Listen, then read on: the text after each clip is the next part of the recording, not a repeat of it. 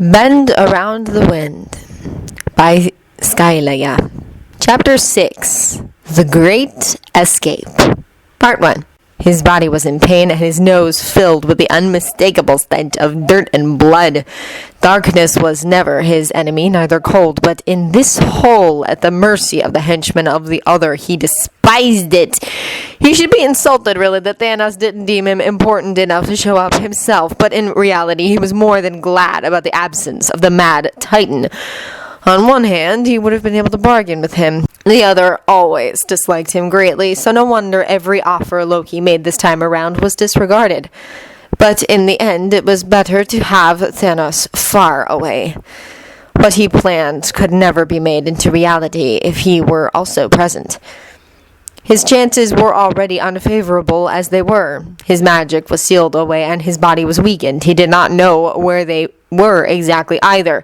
It was not hard to figure out that they had to be in some dark corner of Cassiopeia. It was the only inhabited galaxy one could see the Andromeda from in some... It was the only inhabited galaxy one could see the Andromeda from in such detail. Not that their exact location mattered. They were too far away from the 9 realms, so even if his magic were available, he wouldn't be able to walk on the secret paths. The branches of Yggdrasil did not reach this far. The plan was sloppy, to put it frankly, and his only help truly left much to be desired. Stark could be useful, though, despite being immortal. Loki could have ended up with much worse.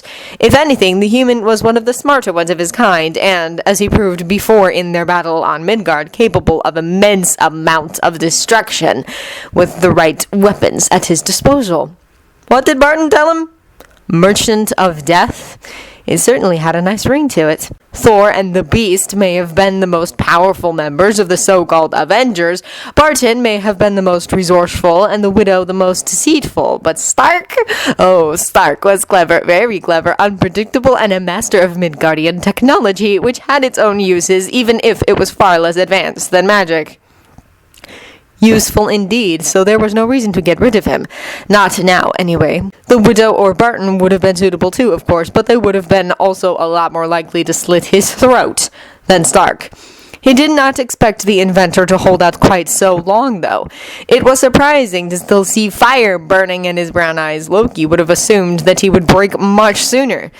Usually, he disliked to be proven wrong, and it would have been much easier to get him to do what Loki wanted had he been less hale in mind. But in this case, Stark's strength, or stubbornness, was to his advantage. He was not easy to figure out still, not even after this much time. There was distrust in his eyes, and he looked at everything Loki said with suspicion, but he still reached out with a helping hand whenever there was need for him.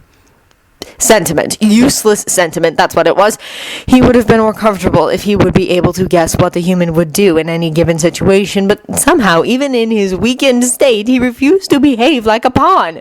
It was infuriating, just like the lack of fear in his gaze. Suspicion, yes. Doubt, certainly, but not fear. He was lucky that Loki had need of him. Stupid human. So, tomorrow? Stark asked. Morning, I guess. We will not be as weak, so yes. The first part of the plan was rather easy, and it really didn't need much planning at this point. It took a long time and a lot of patience to get here, though. Too long. Loki suffered many blows from their captors whenever he goaded them, but their anger made them foolish, and they gave him too much information. And whenever they thought him unconscious, they freely talked among each other. That is how Loki knew that there was an aerodrome in 2 days' walk from their prison, literally the only place that could aid them in their escape. Many ships departed from there. It was ideal. Once they reached the Andromeda and were on Skrull territory, the other and his men would have a hard time following them. Thanos was feared, yes, but not enough for a whole empire to bow down before him because of 2 little prisoners. They would not want to get involved, and the other did not have enough men with him to force his will. Even if Thanos was pleased by the death toll, the destruction of the Chitauri army was still a blow. And as far as Loki knew, the Skrull Empire was in anarchy, which made the Andromeda all the better place for them to hide for a while. He only cursed his luck as it took him this long to get this small amount of information. The other was a lot more careful than the last time. I was thinking, Stark said, halting Loki's train of thoughts. I would be able to breathe outside, right? Most likely. Colonized planets do not always have an atmosphere, but wherever we are, our guards seem to make regular trips outside. And you may have noticed that they breathe the same air here as you. That's reassuring. It may be cold, though, so if you can, you may want to grab something as we leave. Will there be time for that? Not much, Loki answered. He needed Stark until they reached the aerodrome. No, even until they reached the Andromeda. They would be less likely to simply shoot their ship to pieces if Stark was on board. Loki knew Thanos enough to know that if he wanted something, he would do anything to get it, and it seemed like he really wanted whatever weapon Stark used against the Chitauri. Not that Loki blamed him, it really was quite some firepower. Maybe we could get some extra time if we leave more quietly, Stark said. How would that be possible? Okay, so like you planned, 2 guards get in, we take them down. Somehow. But instead of simply walking out, we could leave quietly. I don't see how... The ventilation system, the human interrupted. Surely you noticed? I bet halfway to the other room, you can climb into it. It's really big. I mean, yeah, since these guys are bigger than we are, and they make these things large enough for someone to fit in case it needs fixing. That's logical, yeah? Same everywhere, well, on Earth at least. I don't know that much about other planets, but... Stop rambling! We take down the 2 guards, leave them inside here, go to the vent. Hell, it probably leads to a service duct. It would make sense. I assume it does. And these things are always connected to the outside because, ventilation. I saw someone with some tools getting in there a few weeks ago, I guess, while they were bringing me back here. It should work. Well, you certainly haven't been idle, Stark. Though a lot of good it did me. I wouldn't have known where to go once I was outside. But with the information Loki gathered, they had a destination. They should have done this sooner, maybe. But then again, they always had at least 3 guards accompanying them in the beginning, heavily armed, too. And the ones standing guard outside their cell had only vanished recently. Their chances would have been worse. No, this was the best time. Patience was always rewarded in the end, and with Stark's idea, things looked even better than he first thought. Once they notice we're gone, they are likely to seal all exits, and they will search in the area of those. They would probably not expect us to be able to leave somewhere else, he said. Stark nodded. I mean, on Earth, they would suspect the vents or the service ducts. There's a chance for that here, too. But I doubt these guys watched any action flicks. Watched what? Never mind. We wouldn't have to slaughter our way out, which is, well... The last time I was captured, I actually left that way. Well, I used fire, but I built an armor, so that was different. Yes, we are more likely to succeed if we do not run into too many guards. Even if leaving a trail of bodies behind would have been more... pleasing. I have a feeling I shouldn't be encouraging any homicidal tendencies here, but I kinda agree with you there. Fucking bastards. Stark leaned back to the wall. His eyes were sharper than they were in weeks. The possibility of an escape really rejuvenated him. It kinda sucks that we don't have more weapons. Loki managed to grab one blade from the other room, that torture chamber, while they thought him unconscious from blood loss and turned their backs on him. It was not much, but it was enough. A few weeks prior, let alone a few months ago, he wouldn't have been able to get away with it. Back then, they watched his every move like hawks. Now, they thought his spirit broken. They were less alert. The guards usually carry some weapons. We can acquire something for you as well. Yeah, I won't be too good with a knife, but I can use pretty much anything I could shoot with. You would be a very poor weapons constructor if you couldn't. Oh, so you know about that, huh? Barton informed me about all important details. Right. Maybe it was not the best time to remind Stark of all that Loki had done to his allies. It didn't matter, though. They had to work together for now. The past changed nothing. I suggest you get some rest, Loki said. Tomorrow will be very tiring.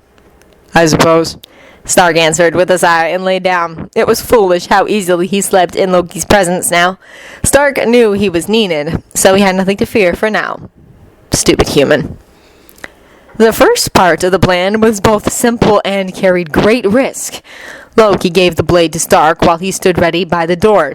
It was simple. Loki, even in his weakened state, would be able to take care of one of the guards, while Stark stood ready and took care of the other one. Loki was a bit doubtful that the human would be able to use the blade expertly enough to finish the guard in a single blow, but as long as he managed to do what he was told in relative quiet, Loki would be willing to call it success. He had to admit that it was fascinating to look at him, dirty and bloody, standing in the darkness with a long blade in his hand, his eyes sharp and determined. He really was quite a surprise in some things.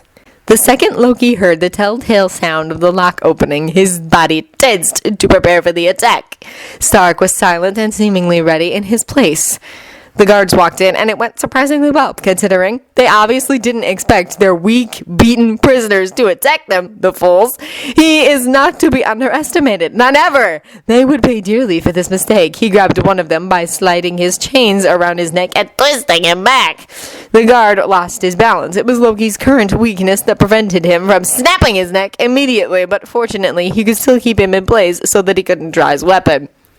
He heard how the sound the other guard wanted to make abruptly cut off right after the unmistakable sound of a blade sliding into flesh. Then the scent of blood filled the air. Very good, Stark. Surprisingly good.